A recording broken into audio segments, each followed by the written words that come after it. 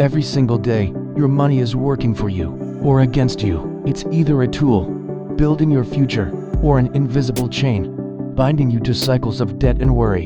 The truth is, most of us never truly learn to manage our finances. We react, we spend, we hope. But hope isn't a strategy. What if I told you that mastering your money isn't about complex algorithms or secret insider knowledge? It's about understanding a few fundamental principles that have governed wealth for centuries. Principles that, once applied, can transform your financial life from chaotic reaction to deliberate creation. This is about taking control. This is about true financial management. The concept of managing resources isn't new. From the earliest agricultural societies planning harvests to ancient empires budgeting for armies, and infrastructure, financial management in its essence has always been about stewardship, making the best use of what you have to secure what you need for tomorrow. In ancient Babylon, detailed clay tablets recorded transactions and debts. Medieval guilds rigorously managed their collective wealth. The Renaissance saw the birth of modern banking, double-entry bookkeeping, and the systematic tracking of assets and liabilities. The tools evolved, but the core challenge remained. How do you ensure long-term prosperity from limited resources? Today, those resources might be your salary, your investments, or your retirement fund. The stakes for your personal future are just as high. At its heart, personal financial management rests on three fundamental pillars: income, expenses, and savings. Sounds simple, right? Yet, it's where most people falter. Pillar 1. Understanding your income. This isn't just your paycheck, it's every dollar flowing into your life. The first step is to track it rigorously. Know your net income. Pillar 2. Mastering your expenses. This is where the real power lies. Most people spend reactively. Financial management means spending deliberately. This is your budget. A budget isn't a straitjacket, it's a map. It shows you where your money is going, allowing you to allocate funds intentionally towards your goals. Categorize everything: fixed costs like rent, variable costs like groceries, and discretionary spending. Pillar 3. Prioritizing your savings. This is future you. Thanking present you. It's not what's left over. It's a non-negotiable allocation. We're talking about an emergency fund, retirement, and long-term goals like a house or education. Pay yourself first. This is the bedrock of financial security.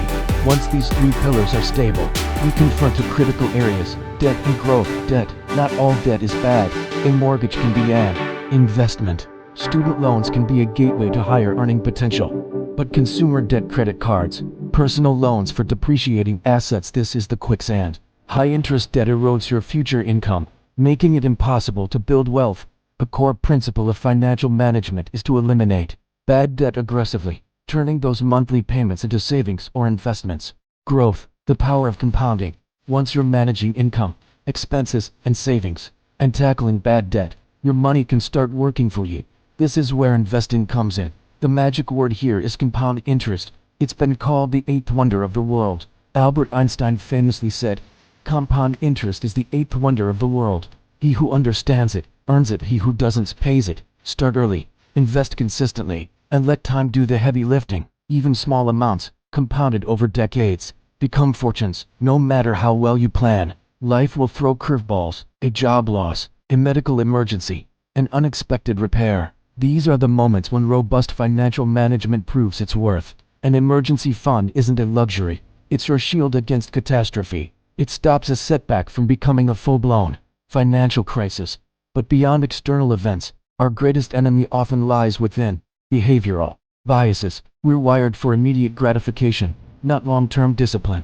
We chase hot stocks, sell during market dips, and rationalize impulse purchases. Financial management isn't just about spreadsheets. It's about mastering your own psychology. It's about patience, discipline, and avoiding the herd mentality. Understanding these human tendencies is the turning point for true financial mastery. So, what are the real consequences of effective financial management? It's not just a bigger bank account. Freedom. Freedom from the constant stress of bills. Freedom to pursue passions. Freedom to make choices not dictated by necessity. Security. The peace of mind that comes from knowing you can weather any storm. Your family is protected. Your future is secure. Opportunity. The ability to seize opportunities: a new business venture, a dream vacation, early retirement because you've built the foundation to do so. It's about intentional living. Every dollar you manage well today is a vote for the life you want tomorrow. It allows you to Become a patron of your own future, rather than a passenger. Financial management isn't a one-time event. It's an ongoing journey. It requires constant learning, adaptation, and discipline. Start small. Track your spending for a month. Build that emergency fund. Automate your savings. Each step, no matter how minor, builds momentum. The future is uncertain, but your preparedness doesn't have to be. Take control of your money, and you take control of your life.